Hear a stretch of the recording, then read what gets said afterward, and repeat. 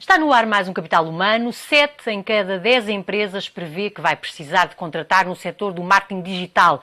Um estudo do IPAM revela que este é um dos setores com mais oportunidades de trabalho no futuro. O e-mail marketing continua a ser o canal privilegiado, mas está a perder terreno para as redes sociais. 21% já recorre a anúncios no Facebook, mas também ao LinkedIn, ao YouTube e ao Twitter. Em Portugal há 141 mil jovens desempregados. Escolher um curso com empregabilidade garantida é uma das principais preocupações quando estamos em plena fase de candidaturas ao ensino superior. O Instituto Português de Administração e Marketing garante 93% de empregabilidade aos seus diplomados e acaba de lançar uma pós-graduação em marketing digital para responder às necessidades do mercado. Hoje no Capital Humano temos Filipe Carrera, ele que é responsável pelo estudo e coordenador desta pós-graduação. Porquê é que decidiram lançar esta pós-graduação? Acham que de facto há uma necessidade de mercado grande nesta área? Bom, esta pós-graduação supre justamente uma necessidade muito grande que eu vejo fundamentalmente na área da comunicação e do marketing. Eu não acredito neste momento que possa haver profissionais com futuro, com empregabilidade, nestas áreas, sem valências na área do digital. Isto é, neste momento, se calhar temos profissionais que estão à procura de emprego nesta área e não encontram porque não têm valências nesta área, mas temos outros casos, justamente de pessoas que estão com bons empregos, está tudo a correr bem, mas, no entanto, estão rapidamente a correr para uma cova profissional, porque não têm essas valências. Do marketing digital? Do marketing digital. Porque o futuro do marketing passa pelo marketing digital. O futuro do marketing passa por ter valências na área do digital. O marketing não se vai tornar digital, o marketing será sempre o marketing. A questão é que o marketing vai ter outras peças no menu. É como se isto fosse um restaurante. Nós temos vários itens no menu e agora temos também a parte digital. Temos uma componente digital em que as empresas não podem passar ao lado. Isso não pode acontecer, porque os clientes estão lá. E eles têm que ir comunicar com eles ali. Exatamente. Não é? A empresa tem que ir ter com os clientes, não é os clientes quem têm que ir ter com a empresa. Por isso, o cliente tem que ser encontrado onde ele está. E as redes sociais e os motores de busca é onde o cliente está. Todos nós andamos lá. Por isso não faz sentido. E as empresas o que sentem é que não têm pessoas com função suficiente para responder a este novo desafio. Ou seja, vão precisar de recrutá-las no futuro. Segundo o nosso próprio estudo, 71% das empresas indicam que as necessidades nesta área vão aumentar, certamente. Já em 2013, quando fizemos o primeiro barómetro, se verificava que 63% das empresas diziam exatamente a mesma coisa, o que quer dizer que notamos um acréscimo entre 2013 e 2014.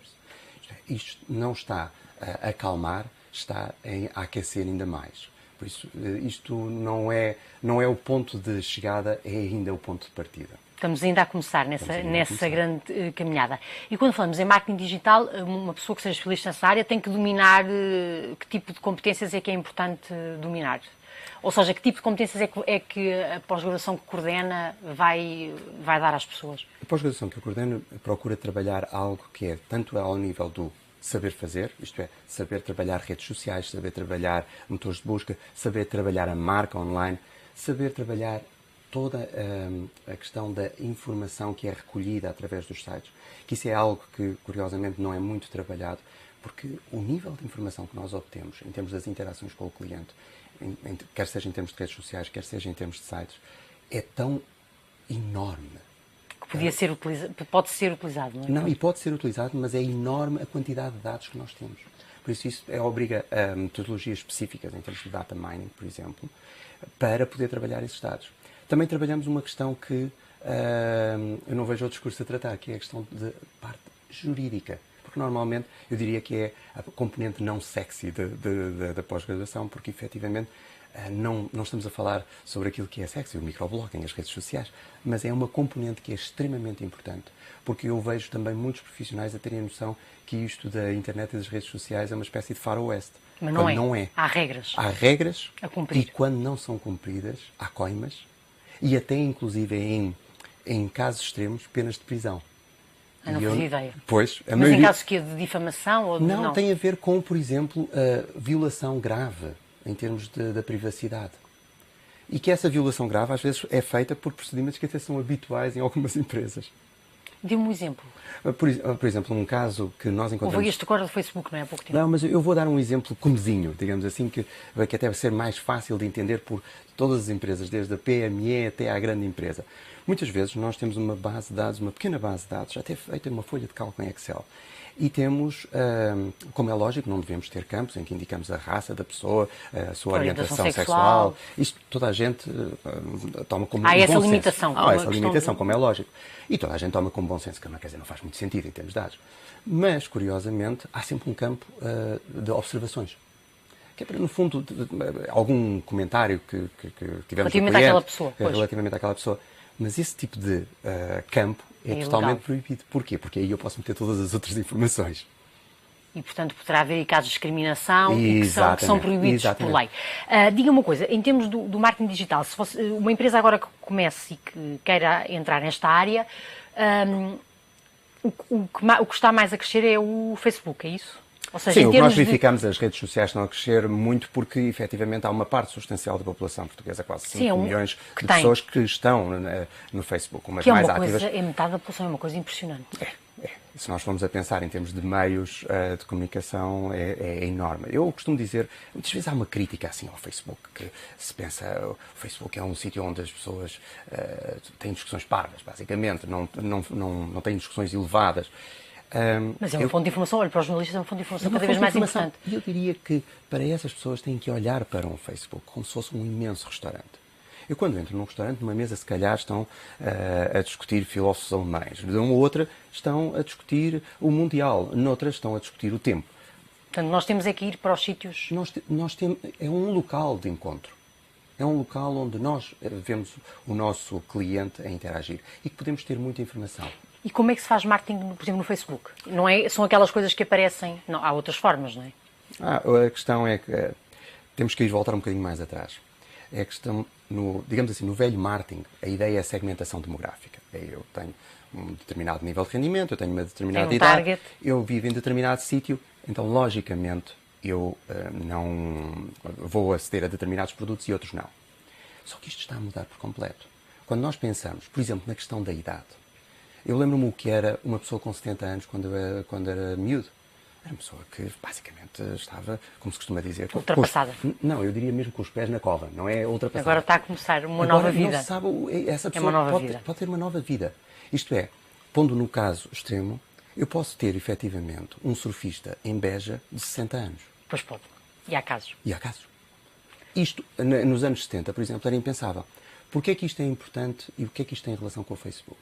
É que o Facebook é a maior base de dados mundial de comportamentos, atitudes e que geram consumo. Eu vou diretamente, em vez de estar a adivinhar o que é que uma pessoa de 60 anos de Beja gosta, eu posso saber o que é que aquela pessoa gosta.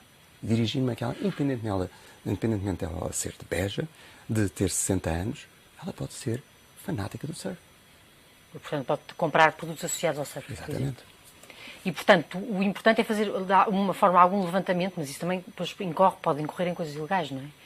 Algum levantamento desse tipo de preferências? Ou... Não, por exemplo, isso tem a ver páginas associadas. As pessoas fazem os likes, os amigos dessa pessoa fazem likes, o que quer dizer que eu consigo fazer um perfil dessa pessoa. Aí não há grandes problemas, porque a pessoa voluntariamente o faz. E depois essa informação é disponibilizada pela plataforma Facebook em termos dos anúncios que eu posso fazer, dirigir os anúncios a essa pessoa. E o LinkedIn, como é que funciona, por exemplo? Também ainda tem mais informação, não é? O LinkedIn é uma rede profissional. O que quer dizer que a quantidade de dados que são lá colocados tem muito a ver com a atividade profissional e académica das pessoas. O que quer dizer que eu posso aí dirigir-me, por exemplo, quando estamos a falar a nível das universidades ou ao nível dos recrutadores, é uma área muito mais interessante. Aliás, o LinkedIn permite, efetivamente, o recrutador, em vez de fazer o típico processo anterior, que era a colocação de anúncios, esperar as respostas, neste momento pode fazer o recrutamento ao contrário. Diretamente as pessoas. Pode fazer uma pesquisa e procurar. Muitos recrutadores, a nível de empresas profissionais, não só utilizam, mas têm contas profissionais dentro do LinkedIn, para que possibilite toda uma série de buscas que nada tinha a ver com anteriormente. E mais, são buscas globais.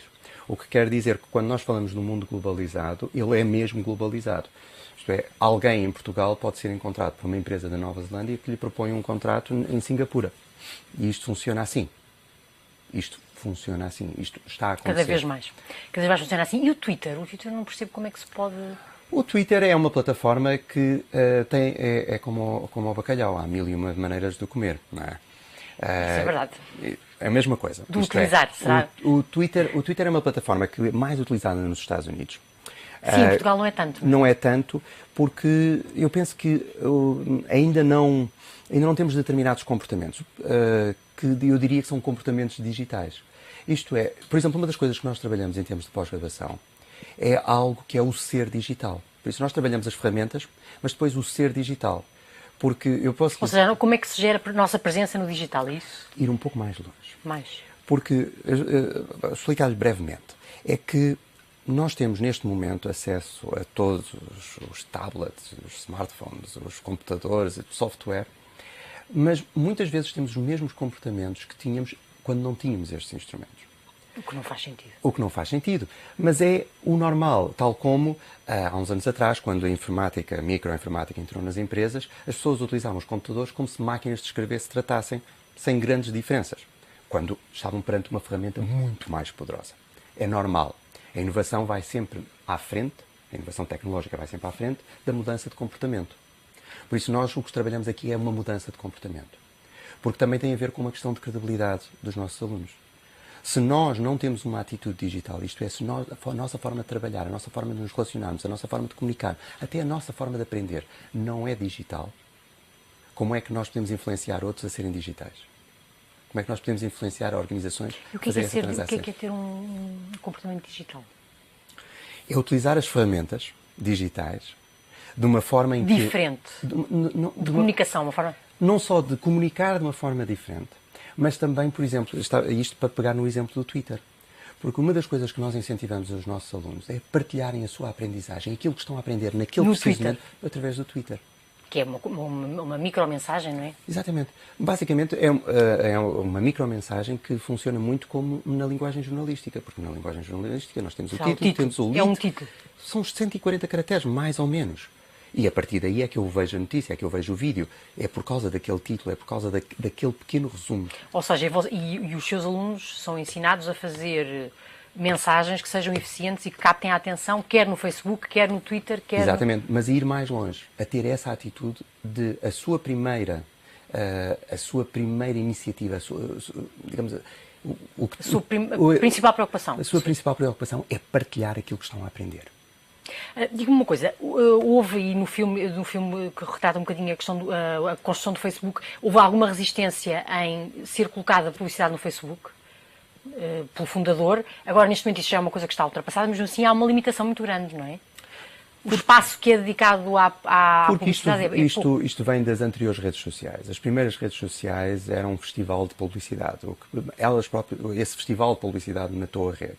Por isso é que o tipo de design do Facebook sempre foi um design muito limpo e com pouca poluição. Porque tal como, por exemplo, vemos o Google, quando nós entramos a primeira página, é sempre a mesma coisa. Agora tem mudado com o Mundial, não é? Fazem mais uns desenhos e mudam sempre assim com algumas Mas é muito coisas. limpo. Mas é muito limpo. Porquê? Porque eles não querem perder as pessoas que querem ter um motor de busca e, neste caso, que querem ter uma rede social. E que pode haver alguma publicidade, mas ela não pode ser massificada.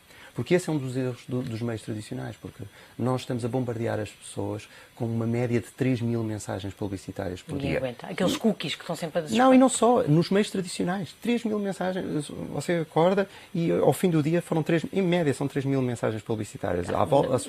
Já começa a reagir negativamente. Nós temos filtros para isto. Em relação à questão do Google, também ensinam a aparecer no topo dos motores de busca, porque acho que há técnicas, não é, para fazer isso. Há técnicas, mas atenção, se alguém disser que consegue meter a empresa em primeiro lugar, aquele produto em primeiro lugar, é mentira por uma simples razão. É porque o algoritmo que o Google utiliza para fazer a ordenação não só é secreto, como dizia bem, está sempre a alterar. Por isso, é comparável à fórmula da Coca-Cola ou à nossa receita dos pastéis de Belém. Só com uma diferença, é que é dinâmico. O que quer dizer que se alguém descobrir a receita, eu queria aqui estar mais uma hora a falar consigo, mas temos que terminar. Só lhe queria pôr uma questão que é uma questão que afeta muito os órgãos de comunicação social, que é como rentabilizar o digital, porque parece que há alguma resistência das empresas a recorrer ao marketing digital, a recorrer aos anúncios nos portais dos jornais, ou seja, há muita dificuldade em rentabilizar. Porquê? Acha que as empresas ainda não acordaram para isso? Porque é uma coisa efêmera, não sei. Preferem o papel ou preferem a televisão ou a rádio? A resposta politicamente correta seria dizer que as pessoas ainda têm que se habituar. Eu vou-lhe dar a politicamente incorreta. A politicamente incorreta é que há uma coisa que ao longo da história sempre influenciou as decisões de todos os decisores. Chama-se vaidade.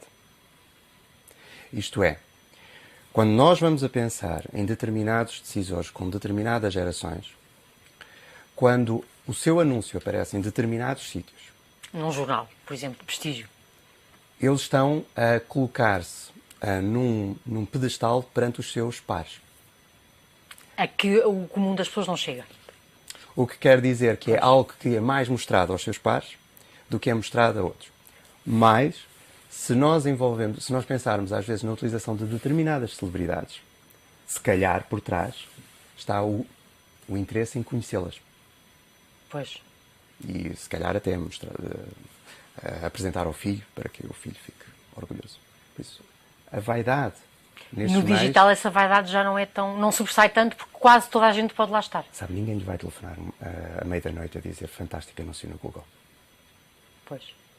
Mas são capazes de lhe telefonar se virem um anúncio na televisão ou se virem... Olha, que isso é uma explicação interessante que se calhar os órgãos de comunicação social deviam começar a pensar nessa explicação, porque se derem a volta a isso, talvez consigam encontrar a fórmula mágica para rentabilizar o digital, as versões digitais. A crise tem sido boa nisto. Aí ajuda a pensar o que é que fazemos o investimento. Olha, muito obrigado por ter vindo ao Capital obrigado. Humano. Ficou muita coisa por dizer, mas já estão aqui algumas pistas que eu acho que são importantes. Filipe Carreira, ele que é coordenador da pós-graduação em Marketing Digital, do IPAM, que acabou de ser lançada. 7 em cada 10 empresas diz que vai precisar de contratar no setor do marketing digital.